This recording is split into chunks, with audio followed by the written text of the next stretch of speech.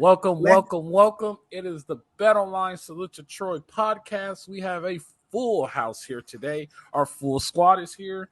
I'm so excited. We're starting the Pac-12. Let's go around the horn. We got the queen of LAFB, world-class athlete, football coach, Candice Davis-Price. We got the smartest man on LAFB, has a degree from USC, UCLA, Caltech, MIT, Stanford, Harvard, Yale, the madman, back from Europe, Jamal Madni. How are you doing, Jamal? Great to see you, Coach Rowe. And we have the CEO, the founder, David Portnoy. Wish he was half of this, man. The one, the only, Ryan Dyrud. How are you guys doing today? I don't know. I don't want to be in that comp, but I'll take it. It's the weekender this weekend. Let's get after it. Yeah, definitely. So let's lead it off. Let's get it going. I want to lead this first one off to Candice. We got Stanford coming in. It's the final weekender. And Jamal, you know a little bit about this too, because you also did your underground at SC. This is I wouldn't say the final weekender, because I think traditionally they'll get this thing back once they get all the logistics filed out. But for right now, we'll say this is the final weekender.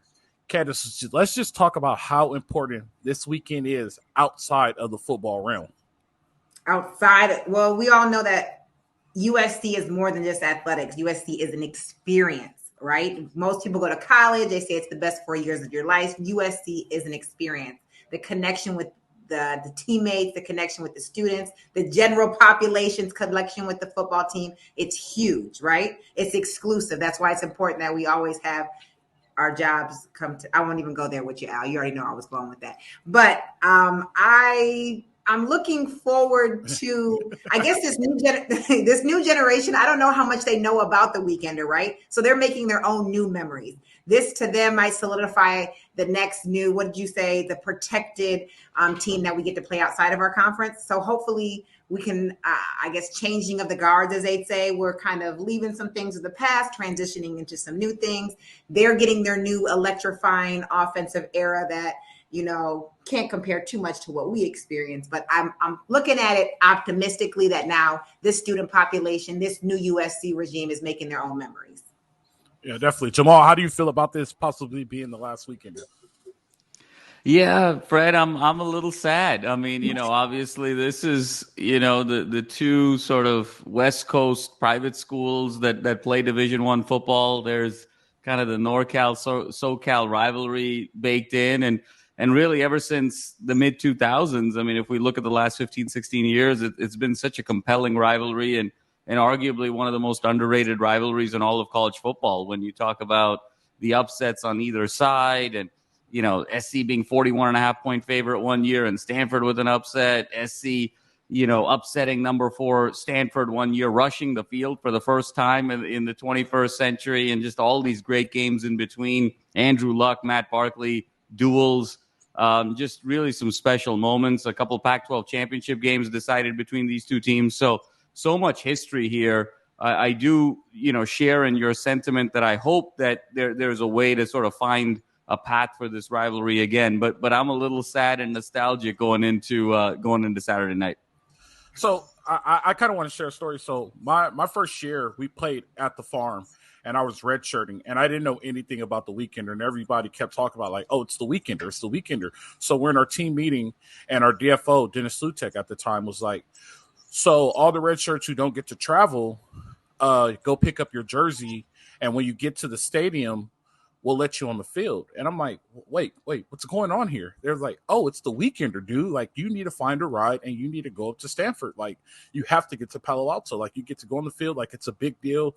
And then I get to Palo Alto, and it's pretty much sold out. Like, it's crazy. Like, it's packed. Like we said before, like, if you're in a sorority or a fraternity, you get to stay at the house, at the house that you pledged in, and things like that. So, like, this like, the rivalry of this game goes way farther than just football. Like, the rivalry of this game, like, is a true California rivalry. It's more of a, like cousins, like your favorite cousin, right? It's your favorite cousin, and you get to spend the night at your favorite cousin's house for the weekend. So it's really exciting.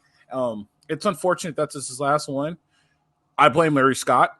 I'm just going to go to the root of it. I blame Larry Scott. But the best part about it is, and I'm going to turn it over to Ryan once I'm done. The best part about it is we have an opportunity to get a good game out of this because Stanford is buried with Troy Thomas coming in.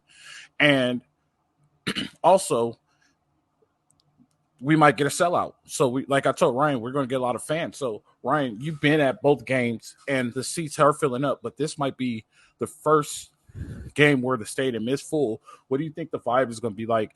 This being the weekender, this being Stanford, this being the first Pac-12 game.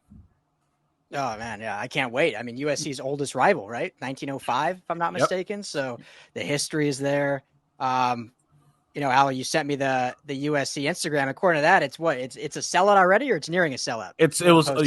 As of yesterday, it was almost a sellout. Almost sellout. So who knows what that actually means? If that's 10,000 away or there. But hey, I think it's going to be awesome. I think it will be close to a sellout. We've seen the vibe of the stadium get better and better. I think actually last week had like 4,000 less fans than week one, but you could feel, that the energy was a little higher maybe. And so this is, first Pac-12 game. Like you said, the new head coach, they got a big win against Hawaii last week. I know it sounds weird, but coming off of what they were last year, they do look much improved with, Ashton Daniels now running the helmet quarterback. So I think it's gonna be fun. And it's, it's just gonna, it's history in the making as maybe potentially the last one, but kind of, as we said in the last episode, I think, it'll take probably a couple years, but eventually this will get back on the non-conference slate every year, kind of like, USC and Notre Dame has been. So I feel like it'll be back eventually, but it'll probably have a few year hiatus, but Saturday's gonna be a blast for sure. Real quick, I got to chime in. This picture right here is taken at Stanford. It was the last Pac-10. Oh, look at that. Yeah, there you go. Love it. There's some things in the past, and you take a step backward, you take a giant leap forward. So, did you win that weekend? I did. I was actually losing to a girl from UW who'd been trying to beat me all year, and I was at hurdle 5, and I was like, "What are you doing? Go!" And then Kirby Lee actually took this photo. He still takes photos at the Coliseum. He printed it for me, and me, my mom, and my grandmother all have it in our house. So that's Stanford right behind us. So love it. Jamal, let me ask you this question. You wearing the cardinal in gold and also wearing the cardinal in white. I know you don't have very much alliance towards Stanford, but what is this game for you? Because and people will see once we get to when we do the Victory Vale podcast, you're split right down the middle. But being a Stanford alumni, I should never said Stanford for back. Let's scratch that. Being a USC alumni and a Stanford alumni, what is this game for you? What is the game? No, Fred, it's a great question. I mean, obviously, undergrad is always where your heart is, and I went to Stanford for my MBA, so it's sort of a different phase in life. But I have so much reverence for Stanford as a university as well, and I'll piggyback off of what you said earlier. I think it's going to be a sellout because it's the one game that all the Stanford alums in LA will actually go to. So that's why it's going to be a sellout, because I got friends hitting me up for tickets who normally you wouldn't associate with being football fans. So, I think it's going to be a really sort of interesting proposition here Saturday night. And I'm excited to see, as Ryan said, Ashton Daniels' second career start. He had a really great showing against Hawaii with new head coach Troy Taylor. He had 248 yards passing, 42 yards rushing. They got Casey Filkins, their running back, senior laden, Benjamin Urosic, who's their big next great tight end. He had 140 yards receiving and a touchdown against Hawaii. And Troy Taylor's done some interesting things, Fred, with pace. And, Stanford's been getting to the line really quickly. Now, they've been running some plays, particularly against Hawaii, with a lot of motion, with the running backs and the tight ends, some slower developing plays. That's going to have to sort of be accelerated against a much more advanced and athletically gifted USC team. But I think Troy Taylor has sort of the makings of trying to stay in this game as long as he possibly can against this vaunted USC team. But it should be a lot of fun. As you said, it's sort of dynamite, and there's nothing quite like the Weekender. Definitely. Fred, I want to add one more thing before we move on. And there might be, probably not among current students that probably won't even, it was only 2 years ago, but I wonder if there's a small soft spot for Stanford, because last time Stanford was at the Coli 2 years ago, they were the reason Clay Helton was finally fired. in that 48-21 win in the Coli, and Clay Helton's job was done after that. So I wonder if there's a little bit of a soft spot for Stanford. I would say so. We appreciate you, Stanford. Thanks for ushering in the Lincoln Riley era. So if you haven't noticed yet, if you have not been to your TV, football season has finally started for the NFL. We're technically week 2 for NCAA. If you want to play all your games, get all your parlays going, and get all the up to line lines, wagers, and stats, go to betonline.ag, where you get up to the minute odds. You can get live betting and prop bets. And like my wife asked me earlier, can you bet something on Patrick Mahomes? So if you want to get that going, you can get that done with betonline.ag. If you go right now, put in promo code BELIEVE, that's BLEAV, they will match your 50% bonus. And that's betonline.ag, where the game starts. All right, moving forward, let's get to the good stuff. Let's talk football now. So this is one game I just want to let you guys know that I feel really confident about. Right? This is the first Pac-12 test, right? And I think us talking about the weekender, and this is the end of the Pac-12, and everybody is excited about the end of Pac-12. The Pac-12 went 13-0 for the first time in a long time over the opening weekend. But there's a couple of things that stand out to me statistically that Stanford just might not be able to keep up. They gave up 350 yards passing to Hawaii. And I understand Hawaii runs the run and shoot, and that's been their ID for a long time. But SC passes the ball a lot too, right? 14 receivers got the ball last week. There's a bunch. The receiver room is just loaded. I think this is the one time where I'm very confident about this game. I think up front, honestly, it may be closer than people think because of the rivalry and people playing above their heads. But once the game settles down and things get to where it needs to go, I really think that it's not going to be as – I think the spread actually gets covered this week by SC, which they're at 23.5 points last time I looked. But that seems a little bit reasonable. I think Stanford is on its way, but I don't think they're quite there yet. What do you think, Jamal? Yeah, no, Fred, I completely agree with you. And last time I checked, I think that the spread might even be 29.5. And I think that's conservative.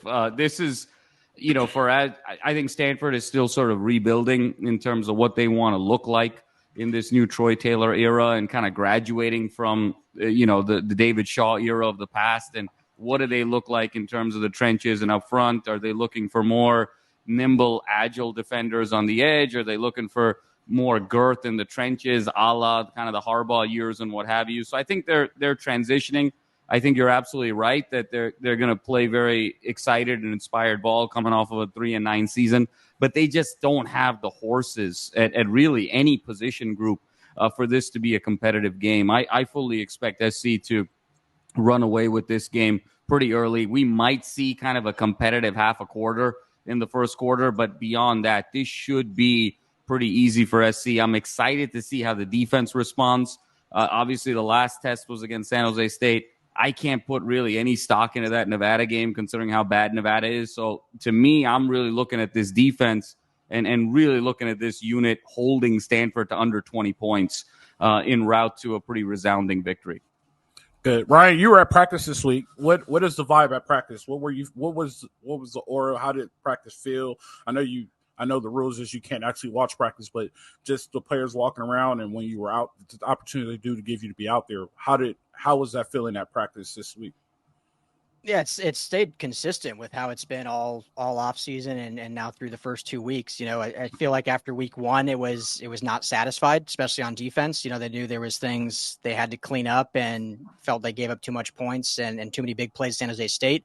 And then even with a better performance against Nevada, like Jamal said, I think, they recognized that it wasn't against an opponent that they should have given up anything. I mean, even that one big play probably shouldn't have happened. So I think it's good that they are showing that consistency of just wanting more and not being satisfied, which you would expect. I mean, as a championship team should be that in week 2 or 3 or whatever you want to call it, especially playing 2 inferior non-conference opponents. So I think it's a good vibe. The one thing, just I'll piggyback on kind of what both you were saying about the defense, looking at this game, when you look at last year, the defense, we could basically point at almost every position outside of Tui Pelotu and Kalen Bullock as issues here and there. But I think the one big one you can point at is play against the tight end, and specifically, Michael Mayer had a great game, and obviously the Utah Dalton Kincaid had 2 monster games. So you look at Stanford's tight end, Benjamin, I think Eurosic is how it's pronounced. Now it's again against Hawaii, but 9 passes for 138 yards last week. So how do they contain the tight end position and really neutralize that? And if they're able to do that and they can slow down the run, which I think they've done a better job through 2 weeks, then, I'm not concerned obviously at all about the offense. So it's just those 2 pieces. If we can see the defense grow in that regard, but culture wise and vibe wise and practice, they're doing all the right things, saying the right things. Now let's see them go out and do it for 4 quarters. Were you able to get an injury report sometime this week, or how was Cobb and Gentry? Still progressing. They're very coy about that. Still it's going to be a game time decision. I would not be shocked if neither of them play again, especially with how Rayshawn Davis and obviously Tackett Curtis and Shea Lee played. At this point, no disrespect to Stanford, but they're outmatched. So why rush these guys back? But I could see Cobb going. I could see Gentry still holding out another week, but I wouldn't be shocked if both don't play. All right. So I hear you guys saying no disrespect to Stanford, trying to give them a little bit of credit, but does a win over Stanford make that statement, right? So we've been talking about people playing the Fresno states, the Appalachian states. We've been playing the San Jose states, and now we've been able to execute, be electrifying, and execute a few things, also expose where some concerns were with the defense. But now I'm just hearing you guys say, so when we do win, are people like, it was Stanford. It's a bunch of smart kids. So okay. It's a good thought. I hear what you're saying. So the true statement, and this is just me, and this is my opinion. The true statement doesn't happen until October 21st when they play Utah, right? So last week I was saying this is a statement. Yeah. What about September 30th? There you go. Yeah. We're not going to do that. We're not going to do that. We're not going down that lane. Hey, if they beat Nebraska this weekend, then is it September 30th? No, we'll find. I told you we'll talk about it after the 23rd when they play Oregon, but we're not going to do that. But SC's true test, I think, is October 21st, right? It's more October 7th when they play Arizona. But here's the deal. Last week I said it was a statement game, and what I meant by statement, and Ryan also clarified it for me too. Like, they needed to go out there and prove that they were an elite team. Like, they can't let teams like Nevada and San Jose State, but come to find out, San Jose State is a little bit better than what we expected. Like, I remember my sophomore year, we played Idaho on our opener, and that game didn't go as everybody thought it was going to go, right? Because Idaho was just a little bit better than we expected. San Jose State was a little bit better than we expected. Nevada, they needed to beat Nevada the way they beat it in Nevada. That's what I meant by the statement. Like, they needed to prove that they were a team and not let teams that were way inferior than them hang around. Now, this next statement that we need to pull is show that we are a college football playoff team, right? So the Utah. And we're going to do that against Stanford, the ACC. Well, not necessarily. I love it. Candice is needling the dice. I love it. Not necessarily. Yeah. We're more saying like it's the first Pac-12 game, right? This is a Power 5 school, and but they're not there yet, right? We see the foundation being built with Stanford in that first game, but it's just not there yet, right? So, we're not being disrespectful. We're trying not to be disrespectful to Stanford, but if we see another 66-14 game, it wouldn't be a surprise. But on top of that, if we see like last week, the score reversed 37-24, SC wins, it's okay. We could walk out of that game and be like, it's fine, right? So this is a little bit of different game for SC compared to what they needed to do against Nevada. I'm gonna throw it to Jamal because Jamal's my biggest critic. So what do you think about that, Jamal? I hear where you're going with this, and I agree with you. I think, truth be told, the first 4 games of this season is a glorified preseason. Let's just sort of call it what it is. When we look at the opening game against San Jose State followed that performance up playing Oregon State. They had 11 fewer points and 117 less total yards against, Oregon State than they did this week. I know we're making a big fuss out of the 66-14 victory over Nevada last week, but keep one thing in mind. Last year's opener against Rice, what was the final score? 66-14. And in that game, there were 3 defensive returns for touchdowns. And how did the defense end up playing last year? So I really can't see too much that we're going to sort of gather from Stanford this week as well as Arizona State next week. I think, but to Ryan's point, I would like to see Eurosic go off a little bit. I would like to see a 150-yard tight end performance. I would like to see Filkins do something, because I am a little bit concerned if they just have 4 cream puff games and then have to go to Colorado with Shedeur Sanders and Coach Prime. There's a big gap there that I'm a little bit that, are they going to be on edge in the right way? So I would love to see in these next 2 weeks them get tested a little bit. I don't know if it'll happen, but I think for the long run, it'll benefit them if it does. This is the one thing I did learn about the Stanford game. The reason why SC and Stanford play so early in the season is because of the Notre Dame game. They both played Notre Dame, so this is how they worked it out to play Stanford early. It would be better if we had a more competitive Stanford team, but this is one thing you do need to look out for with Stanford. Their quarterback is not afraid to run the ball, and that's SC's defense biggest kryptonite, right? So this is a true test where you have a quarterback that's not afraid to scramble and make a play or extend a play, right? And so we're actually going to see that. Is it going to be a real test? No, it's going to be more like a quiz, but it's not going to be but we're going to see how legit and how many changes have been made in the first 2 weeks on SC's defense with the scrambling quarterback, right? So those are the things we have to worry about. Candice, I'm going to go to you. You're now the biggest critic for SC, right? What do you want? What do you want to see? And what letter is going to be written to Jen this weekend if you do not see it? I mean, everything to Jamal's point. I'm looking for, are we bringing out different weapons? The weapons that we've seen, and we keep using the verbiage, electrifying, right? But against what? So I'm hoping, and I'm also looking for Lincoln to not be afraid to maybe try some schemes and try some things that, hey, this is a team that if it doesn't work and it falls apart, we can learn from it and build going in. You can't wait till September 30th, the first real test, to try and unleash some things. So I'm looking for, no, it's not. I don't know. I think it's 3-1 on this one, bro. You guys, we're not going to judge the eliteness of USC off of a team that beat a bad TCU team and a bad defense. We're not going to do that. AP polled it. We're not going to. We're not going to do that. Fred, I don't think we're saying we're going to compare the legitimacy of USC. I think September 3rd is probably 30th the first time that a team can actually hang with SC for a half, and I think that's what we're sort of looking for is how this team sort of responds, in that situation, because they've been overmatched so far. Arizona State is coming off of sanctions. They're lucky if they can field 22 guys on the field, and finish the game, without having to go to the student section and pull guys out, to be in uniform. So you're not going to get the test next week. Love Stanford, but this is a transition year. But I think we're hoping to see, defensively, to your point, are they going to be able to shut down Daniels in the RPO? Are they going to be able to sort of contain Filkins from getting to the edge? Are they going to be able to control Eurosic?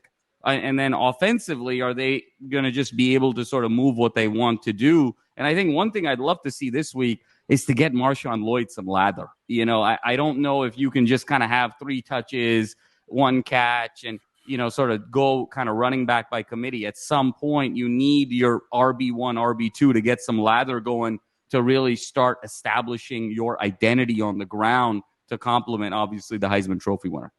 So if you want to be dominant in the run game, run power. You want to know who you run power with? Austin Jones. That needs to be RB1 if you're going to run power. So that's definitely true. Let's former Stanford Cardinal, homecoming for Austin Jones. There you go. But Fred, a question for you.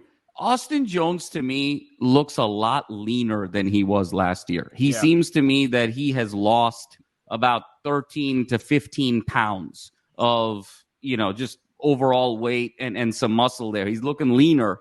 Does that concern you about, that now that he's a little bit more slender, that ability to run power that he was able to do in that UCLA game last year, in the bowl game last year, is he still going to be able to bounce off of guys at this reduced weight?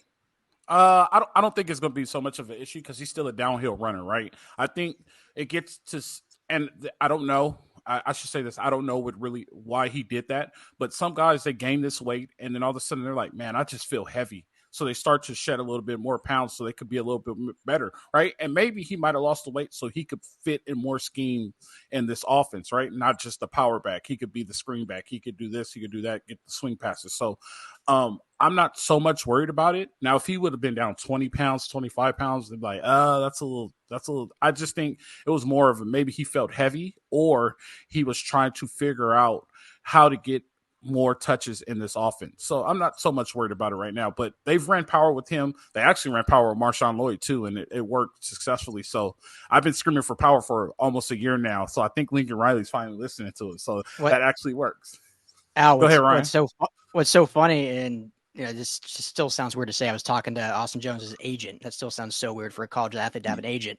But he literally told me on the phone, he was like, yeah, I feel like he compared Austin Jones to Alvin Kamara, which, I don't think would have been the case a year ago, but he wants to be that more dynamic, can catch the ball a lot more out of the backfield. And Alvin Kamara is no slouch. When we see videos of him pushing trucks and stuff in the offseason, but I just thought that was interesting that was his player comp was Alvin Kamara and not like, this big bruising back that you think of. No, definitely. So that makes sense now, right? He wanted to lose a little bit more weight so he could get more touches in and be more dynamic in the offense. I'm going to go around the horn so we can wrap this thing up. I'm going to start with the queen of LAFB. I'm going to start with Candice Davis-Price. What do you want to see this weekend? What do you want to see improved? That defense. I'm going to keep it just there. I want to see the defense really shut some things down. I don't want to have any concessions. I want to be very confident going into September 30th. Because we're going to need some defense because they got two-way players doing some things that are pretty spectacular. So we're going to need our defense to tighten up. There's not going to be any room for any errors. It's not going to happen. Good deal. Ryan, what do you want to see? Defense.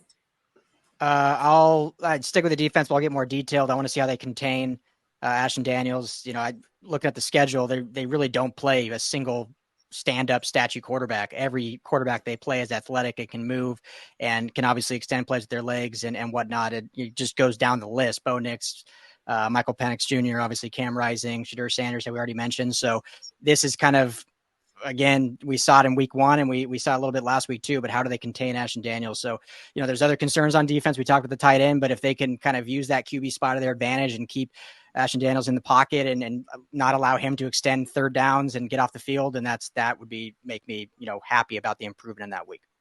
Madman. Happy, Ryan. Madman. Yeah, no, I think both Candice and Ryan say it best. See, you make me go last, Coach Rowe. It's such a disadvantage when you have such talented folks on the show. Draws now.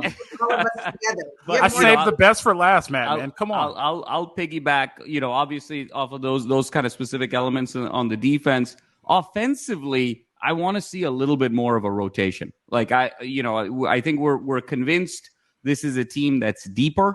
And which is terrific in the event of a long 12 to hopefully 15 game season. That is going to come in handy. But who is your lead back? Who is your number one wide receiver? Who's your number two wide receiver? Because when you got to go on the road to Notre Dame, on the road to Eugene, Oregon, at home against Utah and UCLA, on the road against Colorado, you need a certain pecking order. You're not just going to be able to overwhelm teams with talent. You need to have a plan going in. So I'd like to see them this week start establishing a rotation.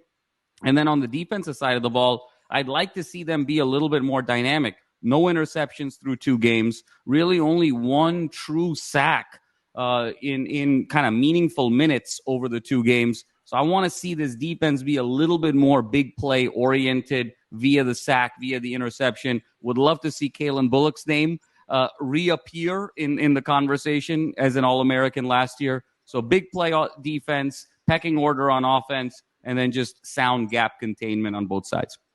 I would like to see a more established running game, right? And I think over the first 2 games, they only have about 15 rush attempts. I want to see a more established running game. I still have the old school theory of football, like you can't get anything done without running the ball. So I need to see him. You have 2 legit backs that could be very good for you. Like, just give them the ball. You know what I mean? I understand what you're trying to do. And we have to understand, and I've been saying this, and I've been giving everybody the cliffhanger. Caleb Williams is trying to win another Heisman Trophy, and that's the hardest task that is ever done in college football. He has the hardest task of anybody out of all 150 teams trying to win a second Heisman. So there's the world of the weight is on his shoulder. We know he's good. We know he's one of the best players, if not the best player in college football. I understand that. You got him as reps. Let's establish a running game. Let's work power. Let's work inside zone, outside zone. Let's get all your stuff down. If you want to be the team, let's start running the ball, right? And I'm not saying that we need 30 carries a game, but maybe 15 to 25 carries a game is what's needed. And you can split it between two really good backs, right? So I'm saying let's establish a running game. On defense, I just want to see a sound scheme. And I'm still not sold on the scheme. I do say last week they got a little bit more aggressive and they blitzed a little bit more, and I like the aggressiveness, but I just want to see a sound scheme since flats are still wide open. There's still a lot of crossers going across the field, and there's still a lot of big plays given up. I want to see that tighten up with the big plays and just a sound scheme. That quarterback is going to run this weekend. Who do you have for the quarterback? Who's going to protect the flat? Put an edge on the defense. Those are the things I want to see, and hopefully we get it done and we can move forward. I also want to see Nebraska beat Colorado by 20-something points so we can stop talking about this Colorado thing. So I just want to say this. We all know that those schedules are picked in advance. So the fact that TCU and Colorado matched up, that was already predestined. So it's not like, just saying, I'm going to leave it. Are we all going to Colorado on the 30th? I know, Jamal, you said you're already going to be there, right? So the three of us. Jamal, you're already locked in? I'm locked in. Got to, you know. I'm gonna try to get out there. It all depends on my work schedule. So maybe I could do I've never been to Boulder. Yeah. So never been? No. The new weekender. Let's make it happen. New weekender, yes. Unfortunately, they too are leaving for another conference. So, you know. Yes. The short stay. Hey guys, I appreciate you guys. It's been fun as always. Madman, welcome back. I hope you enjoyed your vacation in Europe. Thank you, sir. We thank you guys tuning into the Bet Online Salute to Troy podcast, where all your action is happening. Drink A1. Change your life. How it goes. Live free. Fight on. Thank you guys for watching.